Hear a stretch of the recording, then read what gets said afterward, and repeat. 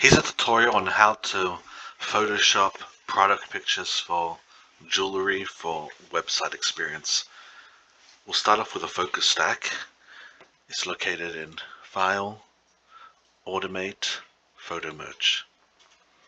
You want to uncheck the Blend Image Together option, Browse. I already prepared them over here, so we'll just go to the images I prepared. That's where the image starts in focus, and that's where it ends. I already checked it out to know this in advance, and I'll just bring it into the photo merge. You don't want to click any of these. You want to keep them all on. There we go. Now it's generating it. Depending on the computer speed, it might take anywhere between a few seconds to a few minutes. Okay, so here's all the images stacked one on top of each other. As you can see, if I undo the different layers, you'll see that they're all perfectly lined up. Now what I'm going to do is I'm going to select all the layers here. It's quite a bit. And I'm going to go to Edit, Auto Blend Layers. I want to keep this checked, Seamless Tones and Colors, Content Aware Fill Transparent Area, like over here and over here. I may as well, it's just good practice. Even though in this particular case we won't need this because we'll be deleting all this grey matter around it anyway. For the artistic photos, stylistic photos, you're going to want to just have good practice and always keep it up.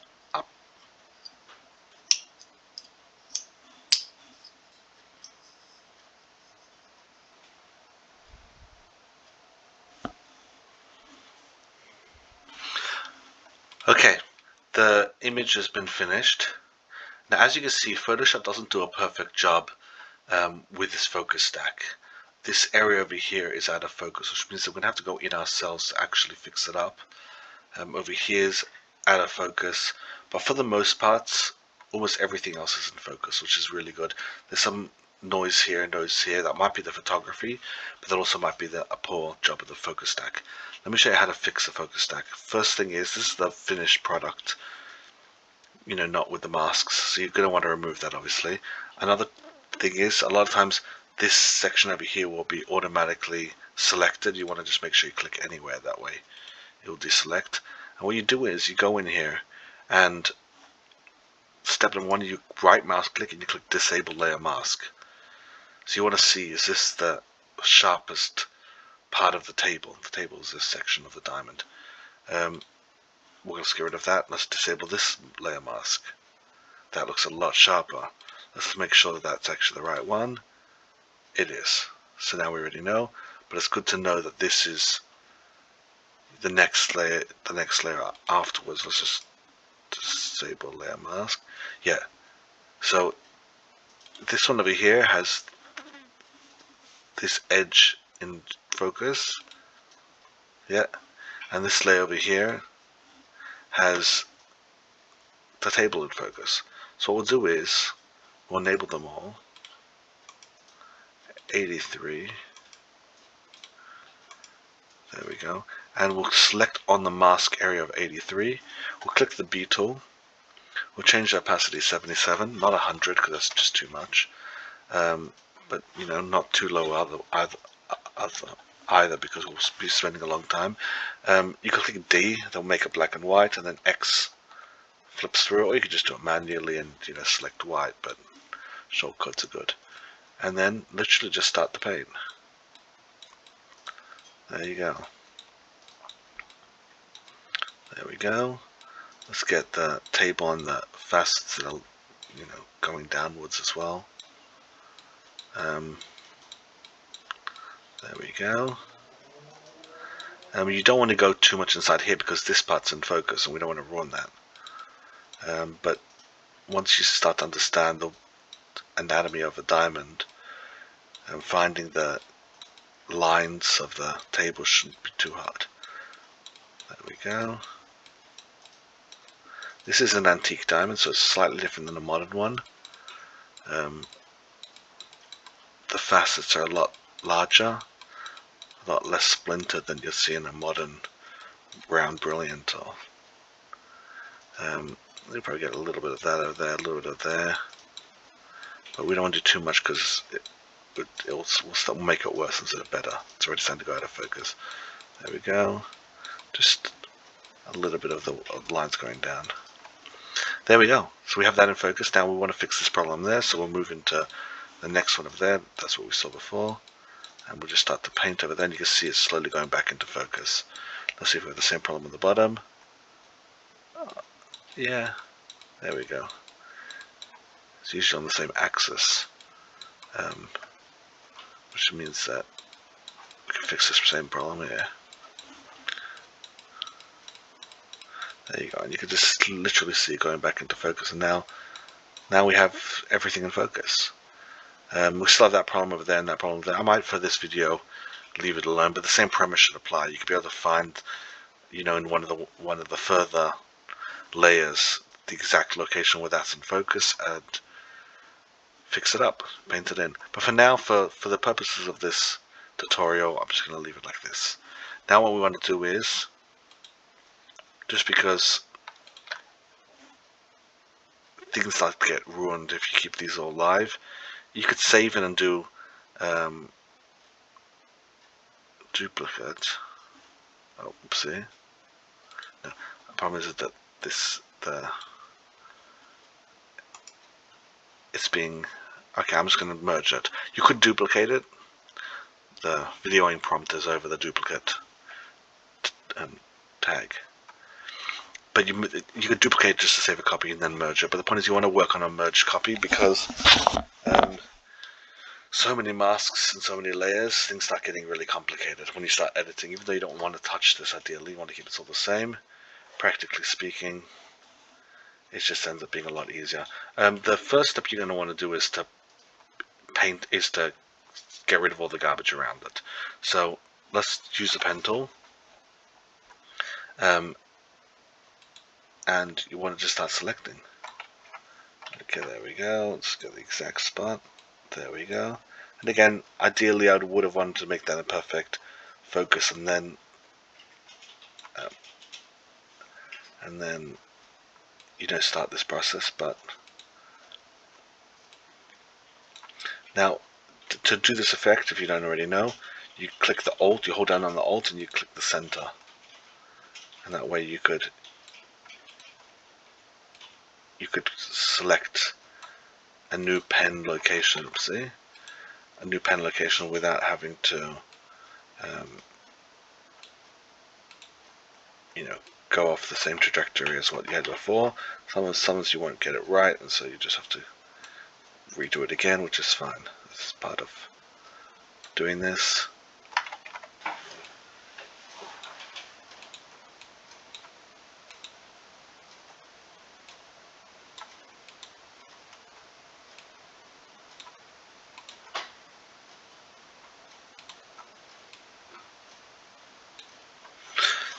Okay, that's the finished pen tool all around the entire circumference of the diamond, and it's matched up with the original point. And what you can do now is click selection, radius pixel 0, add the alias, there you go. So now it's selected around it.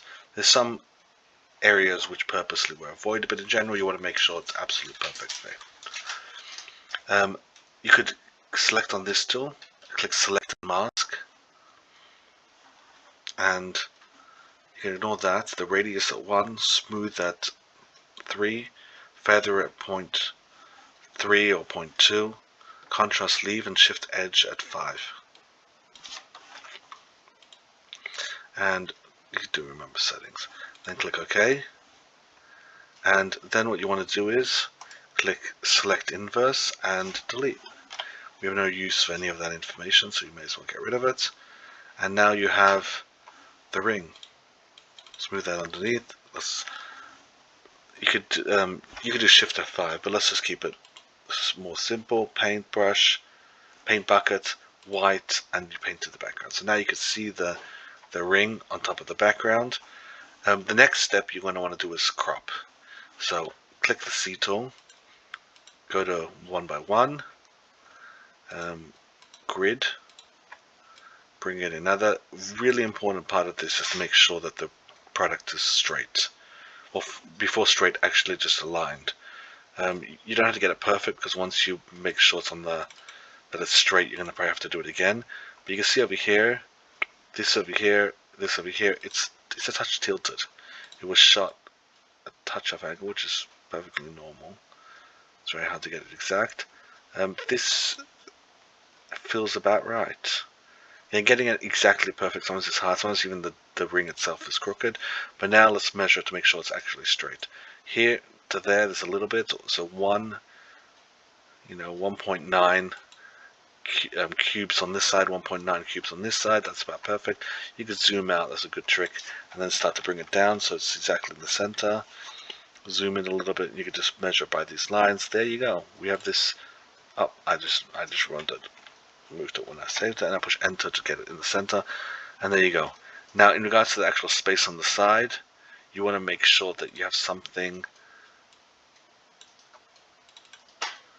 like half the distance, of one side maybe. Like that's size, that's half of this distance from here to here. Over there, it's you can eyeball it, but make sure there's enough real estate on the sides so it isn't, claustrophobic. On the other hand, you don't want to make it that it's, drowning in the image. You want to make sure that, there's this. There we go. Okay, the next step is going to be the curves adjustment. The curves adjustment is probably going to have to change, but at least you should start off with an initial curves adjustment.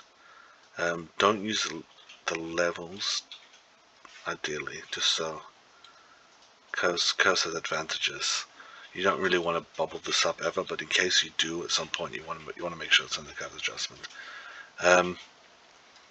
This is just a slight curves adjustment. It might be too much, maybe not. Okay, the next thing you're going to want to do now. These pieces are vintage or vintage inspired, which means you don't want to make this look brand new. You don't want any imperfections and dirt that needs to be cleaned up, but you don't want to make it like a modern piece of jewelry, which entirely redoing the gold or the platinum or silver, whatever the case is. So let's first do some cleaning. Use a J tool. I'll just click J. There we go. And I'll just start finding set selections. I'll make this a little bigger. Selections to clean up again. You want to clean it up, but you don't want to remake it. Remaking will give it that modern look. And that's not what we're looking for at all. We're looking for, patina in the case of platinum, or some casual use in the case of gold. It's a vintage piece that's been worn. I don't want to get rid of that look. That's very desirable. There we go. There's a lot more to do, but this is just it for demonstration, so I'm just showing you some of it. There we go. Anything that's dirt or smudges, fingerprints, those need to go off, but everything else that's genuinely there, we want to represent it, we want to show it. There's no reason to have a fingerprint on there. There we go. There we go. Alright. There's more to be done, a lot more to be done, but this is a good start. It's good to show you just what needs to be done. Let's make a new layer, and let's start working on the diamond itself. There's multiple ways to do it. In this particular case, we're going to do it the lazy way. Make the opacity at 22, and we're going to paint in the diamonds. You got to be very careful to make sure you don't overdo it. So let's go in. There we go. There we go. I'll make it bigger to save time. There we go. So just painting in, and we'll eyeball it. This might be too much, but we'll eyeball for now, and then especially the darker parts of the diamond. It doesn't look so natural now. It looks blown out because our eyes are used to what it used to look like before. But we can bring this down. Just to show you again, that's without. That's all the way. That's a little too much, and maybe something like 77 again. That's a good number. And that's what the diamond would look like if light was shining on it. Okay, now in regards to the actual facet itself, the diamonds in our collection are all high quality, which means any inclusion, that's not an inclusion, that's something else, because if that inclusion was there, it would actually negatively impact the diamond and it wouldn't be part of our collection, which means that those types of marks don't belong there and they actually have to be removed.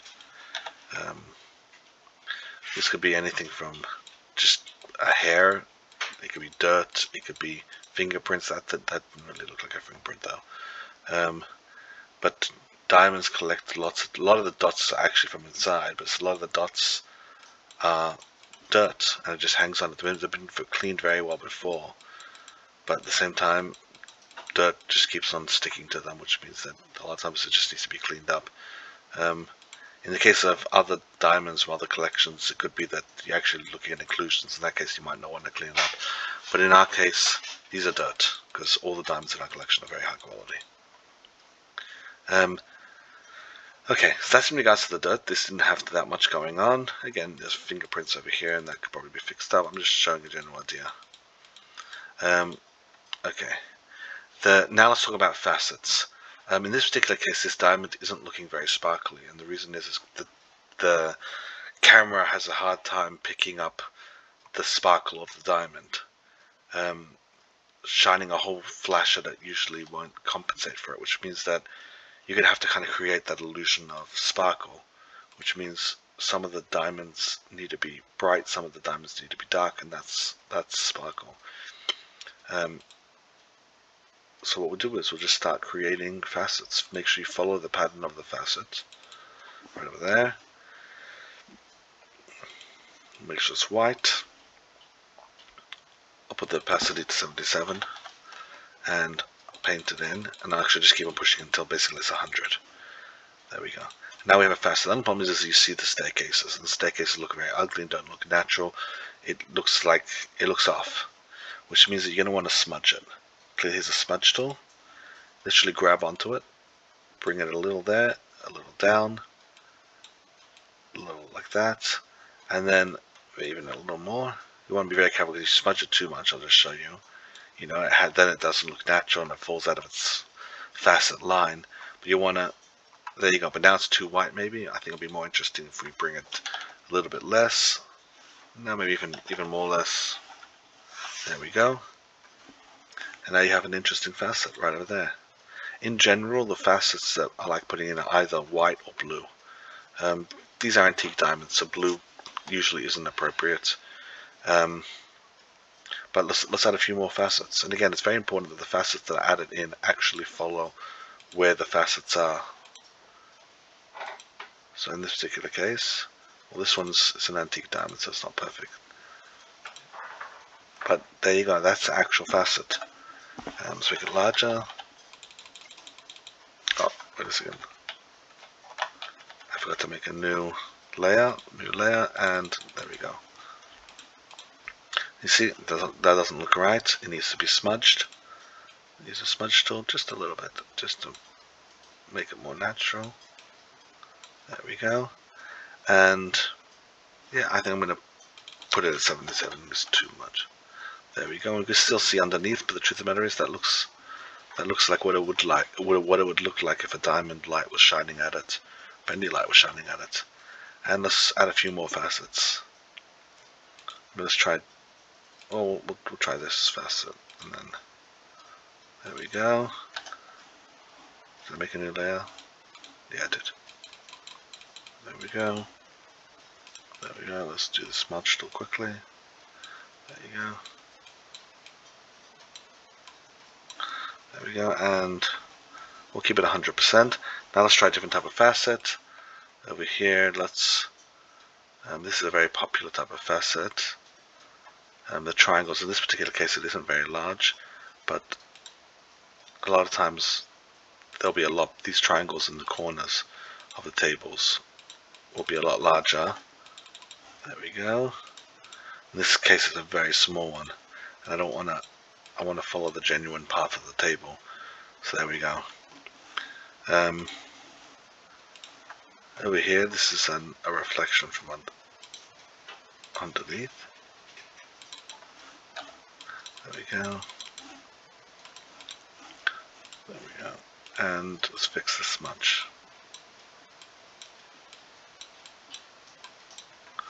There we go. And let's bring that down, it's too much. There we go. So already it's looking very good. The only problem is that these blacks are not, they're too black. Which means that we just do like this. And just paint a little bit. So you have to be careful to make sure it doesn't look like a smudge. But there you go. There. Anywhere it's too black, you want to just soften it. So now it's, you know, white and dark grays. And there you go. That's the desirable looking diamond. The only problem, of course, is that the diamond picks up a lot more yellow than it naturally has. So the next step is going to be adding a hue and saturation. We don't want to just turn off all the hue and saturation. As you can see now, the yellow diamond, yellow gold mounting is all not there anymore. Now we want to just select this. So we'll just go to the center of this. I'm holding the Alt and the Shift key. This is not a straight diamond, so this might actually not work. Yeah, it's struggling to work. It might just be, in this case, easier to use the pen tool. We'll just go around. There we go. We want to make sure we're just selecting the diamond, that way we can make changes on just the diamond and not impact or affect the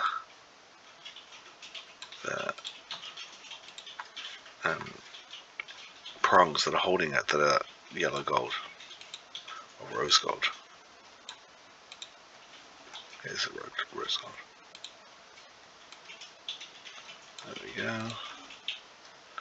That's a very simple selection because most of it's round. And we're going around and we're just selecting it all. There we go.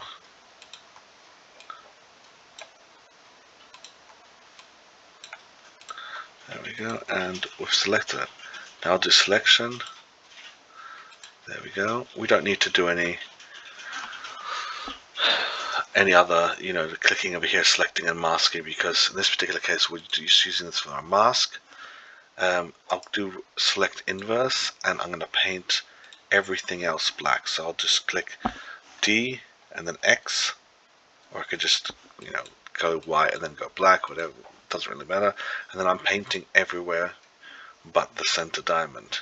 So as you can see in the mask over here, everything's black but the very center, which is white. And now all the changes that I'm going to make on the coloring is only going to impact the center diamond. Let's make those changes. I could just go down like this all the way, but it's just not a good idea. Something looks very off about this diamond now. It feels like all the color's been sucked out of the diamond. The diamond always has color. So the best way to do it is actually to handle it independently. There's two colors that we want to eliminate. And also there's blues here, which they look really nice. The red, I want to get rid of the red. I can eyeball it. But in this particular case, I think something like 36 is probably a good number. And then yellow's probably a lot more aggressive. This diamond's not such a yellow diamond, so really there's barely any that's going to be visible. The camera picks up a lot, but that human eye won't pick it up at all. So we don't want to get rid of all of it, because it's definitely not a D-color diamond. There is some color of there, but at the same time, you know, we want to make it as accurate as possible. That's the point.